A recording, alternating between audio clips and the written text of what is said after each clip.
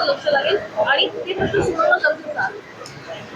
आज माझा विधान परिषदेमध्ये आमदार म्हणून दुसऱ्यांदा शपथविधी पार पडलेला आहे. त्यासाठी मी काँग्रेस पक्षाचे आमचे सर्व केंद्रातील नेते असतील, प्रदेशचे नेते असतील आणि सर्वच आमचे कार्यकर्ते या सर्वांचेच आणि सर्वच आमचे वडीलधारी मंडळी सर्वांचे मनापासून खूप खूप ऋण व्यक्त करते.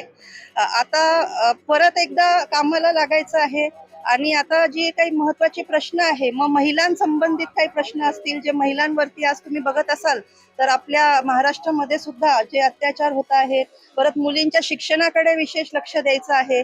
त्याचप्रमाणे आज बळीराजाचे जे प्रश्न आहेत, मग ओला दुष्काळ कधी येतो, कधी उन्हाळ्यांमधला जो दुष्काळ असतो, तर अशा पद्धतीने आणि पुन्हा त्यांना विम्याचे सुद्धा पैसे मिळत नाहीत बऱ्याच वेळा. तर शेतकरी बळीराजाला सुद्धा मदत करायची आहे. इतरही सुद्धा जे शालेय विद्यार्थ्यांचे प्रश्न असतील, जे ग्रामीण भागामध्ये ज्या शाळांची जी दुरवस्था झालेली आहे, मग जिल्हा परिषदेच्या काही शाळा मोडकळीस आलेल्या आहेत, त्यांच्या मेंटेनन्सचे विषय असतील, इतर या सर्व विषयांवरती काम करायचं आहे. काही सिंचनाचे प्रश्न आहेत, त्याच्यावरती सुद्धा वर्कआउट करायचं आहे. अशा विविध प्रश्नांवरती मला काम करायचं आहे. तुम्ही म्हणालात की महिलांच्या प्रश्नावर आपलं लक्ष असेल.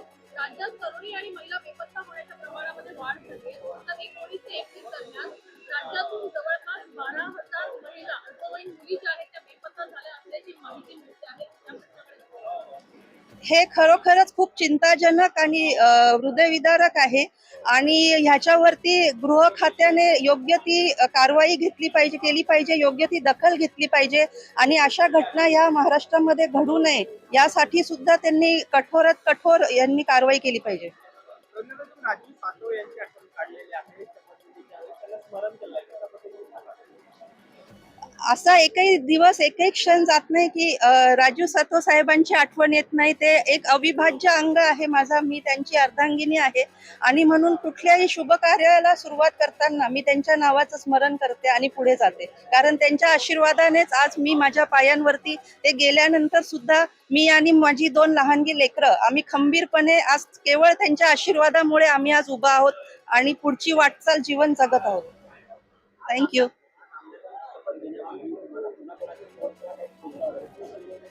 शुभेच्छा तर सर्वांचेच आले, आमच्या पक्षातील नेत्यांचे आले, आमच्या हिंगोली जिल्ह्यातील कार्यकर्त्यांचेही आले आणि काही महाराष्ट्रातील आणि देशातील राजू सातव यांचा जो यांच्यावर प्रेम करणारा जो वर्ग होता त्यांचे सुद्धा सर्वांच्या शुभेच्छा मला आल्यात.